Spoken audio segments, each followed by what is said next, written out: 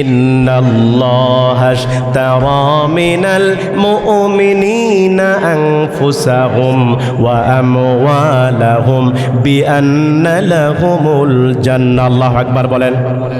আল্লাহ পাক কোরআনে বলেছেন ইন্নাল্লাহা আশতারা, আল্লাহ বলছেন নিশ্চয় আমি কিনে নিয়েছি মিনাল মুমিনিনা, মুমিনদের কাছ থেকে। জোরে বলেন কার কথা? আল্লাহ বলছেন নিশ্চয় মুমিনদের কাছ থেকে কিনে নিয়েছি আমওয়ালাহুম ওয়া আনফুসাহুম, মুমিনদের দুইটা জিনিস, একটা হচ্ছে মুমিনদের মাল আর একটা হচ্ছে মুমিনদের জান। কার কথা? আল্লাহ পাক মুমিনদের কাছ থেকে দুটো জিনিস কিনে নিলেন। মুমিনদের কাছ থেকে আল্লাহ দুটো জিনিস ক্রয় করে নিলেন। এক নাম্বার হলো মুমিনদের জান নিলেন কে? জোরে বলেন, জান নিলেন কে? দুই নাম্বার আল্লাহ বলছেন মুমিনদের মাল নিয়েছি, জান এবং মাল আমি আল্লাহ কিনে নিয়েছি।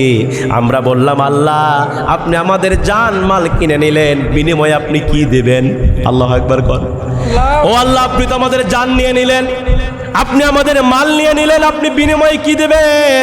আল্লাহ ডাকতে বলে গোলাম বিআন্না লাহুমুল জান্নাহ, বিনিময়ে আমি আল্লাহ তোমাদেরকে জান্নাত দেব। এই জন্য তাবুক যুদ্ধে বিশ্বনবী সাহাবায়ে কেরামকে বলছে আমার সাহাবীরা রে, তোমরা এই মুহূর্তে দুটো জিনিস প্রস্তুত করো, একটি হচ্ছে তোমাদের মাল, আরেকটি তোমাদের জান। সাহাবায়ে কেরামকে নবীজি ঘোষণা করে দিলেন মাল তোমরা জড়ো করে ইয়ানত দাও, তোমাদের মালগুলো এক জায়গায় করো। এই ঘোষণা পাবার পরে বিশ্বনবীর সাহাবীরা এবার নবীজির কাছে গিয়ে দান করা শুরু করলেন। আবু বকর সিদ্দিক তিনি দান করলেন, হযরত ওমর তিনিও দান করলেন, হযরত ওসমান তিনিও দান করলেন, আলীও দান করল। এমনকি মহিলা সাহাবীরা পর্যন্ত নাকের ফুল খুলে খুলে, গলার হার খুলে খুলে তাবুক যুদ্ধের ময়দানে দান করে দিলেন। মালের স্তূপ হয়ে গেল। মালের স্তূপ যখন হয়ে গেছে আল্লাহ নবী দেখতেছে পাশে দাঁড়িয়ে একজন নবমুসলিম সাহাবী হাউমাউ করে কান্না করতেছে। সেই সাহাবীর নাম ছিল হযরত আব্দুল্লাহ। জোরে বলেন নাম কি? আরো জোরে বলেন নাম কি? হযরত আব্দুল্লাহ পাশে দাঁড়িয়ে হাউমাউ করে কান্না করতেছে। আমার নবী আব্দুল্লাহর কান্না শুনে আমার নবী আব্দুল্লাহর কাছে গেলেন, গিয়া বলছে আব্দুল্লাহ রে, আজকে তুমি এখানে দাঁড়িয়ে দাঁড়িয়ে কেন কান্না করছো, তোমার কি হয়েছে?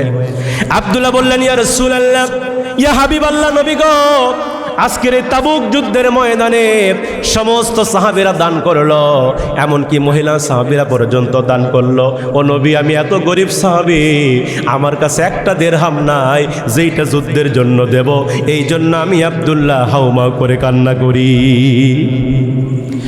আবার যখন আব্দুল্লাহ এই কথা বলেছে, আব্দুল্লাহ নবীকে ডাকতে বলছে নবী আমার কাছে মাল নাই, এই জন্য আমি কান্না করতেছি। তবে নবী আমি আপনার কাছে দোয়া চাই, আমার মাল নাই তো কি হয়েছে, আমার একটা জান আছে, আপনি আল্লাহর কাছে একটু দোয়া করে দেন, আল্লাহর কাছে দোয়া করেন। ও নবী আমার মাল নাই তো কি হয়েছে, আমার একটা জান আছে, আমার একটা জীবন আছে, আপনি আল্লাহর কাছে দোয়া করেন আমার এই জীবনটা যেন তাবুক যুদ্ধের ময়দানে আমি দিতে পারি।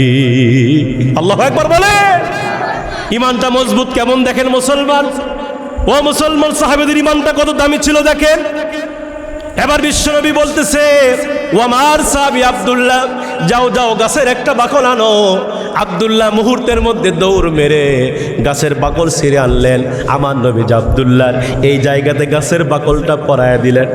গাছের বাকলটা পরানোর পরে এবার বিশ্বনবী আল্লাহর কাছে দুইটা হাত তুলে দোয়া করছে, আল্লাহ আমি আব্দুল্লাহর প্রতি খুশি আছি, আল্লাহ আপনি আব্দুল্লাহর রক্তকে কাফেরদের জন্য হারাম করে দেন। নবী আমার যখন উল্টা দোয়া করতেছে, আব্দুল্লাহ চোখ দিয়ে দরদর করে পানি বের করে কান্না করছে। নবী আমার দোয়া শেষ করার পরে আব্দুল্লাহকে ডাকদা বলছে, আব্দুল্লাহ রে, ও আব্দুল্লাহ তুমি আবার কেন কান্না করো? আব্দুল্লাহ ডাকদা বলছে, ইয়া রাসূলুল্লাহ, ইয়া হাবিবাল্লাহ, নবী গো, আমি চাইলাম যুদ্ধে শহীদ হতে, আর আপনি আমার জন্য উল্টা দোয়া করলেন, আমার রক্তকে কাফেরদের জন্য হারাম করে দিলেন। এই উল্টা দোয়া করার কারণে আমি আব্দুল্লাহ কান্না করি। নবী আমার ডাকদা বলছে, আব্দুল্লাহ রে কান্না বন্ধ করে দাও, আব্দুল্লাহ কান্না করো না। ও আব্দুল্লাহ, তোমার কলিজার ভিতরে জিহাদের তামান্না থাকার কারণে, তোমার কলিজার ভিতরে ইকামতে দ্বীন ইসলাম জমিনে প্রতিষ্ঠা করার তামান্না থাকার কারণে, ও আব্দুল্লাহ তুমি যদি বাড়িতে জ্বর হয়ে মারা যাও, আল্লাহ তোমাকে শহীদ মৃত্যু হিসেবেই কবুল করে নিবে। সুন্নত নয় শুধু দাওয়াতের মেহমান, সুন্নত নয় শুধু খাওয়া শেষে মধুপান, আরো কিছু সুন্নাত আছে তুমি জানো কি? জানলেও জীবনে কখনো তা মানো কি? আল্লাহু আকবার বলেন। সুন্নাত কোরআনের সমাজ বিনির্মাণে বহির সকল পথ বাড়িয়ে চলা, সুন্নাত দাওয়াতে দিনের পাশাপাশি ইসলাম রক্ষায় হাতে তলোয়ার তোলা। সুন্নাত শুধু নয় নমনীয় আলাপন, আরো সুন্নাত হলো হুঙ্কার গর্জন, ঠিক কিনা বলেন? সুন্নাত শুধু নয় পাগড়ি মাথায় দেয়া, আরো সুন্নাত হলো রাষ্ট্রনায়ক হওয়া। মোহাব্বতে তার সুদিনের সাথী তুমি, মোহাব্বতে তার সুদিনের সাথী তুমি, দুর্দিনেও তার পাশে থাকো কি? আরো কিছু সুন্নাত আছে তুমি জানো কি? জানলেও জীবনে কখনো তা মানো কি? জোরে বলেন মারহাবা। আমার মুসলমান ভাইয়েরা গভীর মনোযোগ দেবেন, আমি সময় বেশি নেব না, আমি আপনাদের কষ্ট দিব না, প্রচন্ড গরম, আমি মাত্র 5 মিনিটের মধ্যে শেষ করে দেব। সম্মানিত ভাইয়েরা আমার খেয়াল করে শুনবেন। আব্দুল্লাহ যুদ্ধের ময়দানে যেতে পারলেন না, যুদ্ধে যাওয়ার আগেই তিনি বাড়িতে মারা গেলেন, অসুস্থ হয়ে তিনি মারা গেলেন। নবীজির কানে খবর গেল, ও নবী, আপনার জলিলুল কদর সাহাবী আব্দুল্লাহ দুনিয়াতে বেঁচে নেই, আব্দুল্লাহ মারা গেছে। আমার মুসলমান ভাইরা আল্লাহ নবী সাহাবায়ে কেরামকে বললেন, চলো আব্দুল্লাহ জানাজার নামাজ পড়াতে হবে। নবী আমার সাহাবায়ে কেরামকে নিয়ে আব্দুল্লাহর জানাজার নামাজ পড়ানোর জন্য চলে গেলেন। নবীজি আমার নিজে হাতে আব্দুল্লাহর দাফন কাফন করলেন, নিজে হাতে আব্দুল্লাহ লাশটা নবীজি ধোয়ায় দিলেন। নবীজি আব্দুল্লাহ লাশটা ধোয়ানোর পরে খাটিয়াটা সামনে রেখে আমার নবীজি তিনি ইমামতি করলেন। আল্লাহু আকবার। আমার নবীজি আব্দুল্লাহ জানাজার ইমামতি শুরু করে দিলেন। ইমামতি করবার পরে আমার নবীজি নিজে আব্দুল্লাহর কবরের মধ্যে নামলেন। আল্লাহু আকবার বলেন। নবী আমার নিজে আব্দুল্লাহর কবরের মধ্যে নামলেন। 2 জন সাহাবী আবু বকর আর হযরত ওমর, এই 2 জন সাহাবী আব্দুল্লাহ লাশটা কবরের মধ্যে নামায় দিলেন। আমার নবীজি কবরের মধ্য থেকে লাশটা রিসিভ করে কবরের মধ্যে দিয়ে নবীজি মাটি দিলেন, সাহাবীরাও মাটি দিলেন।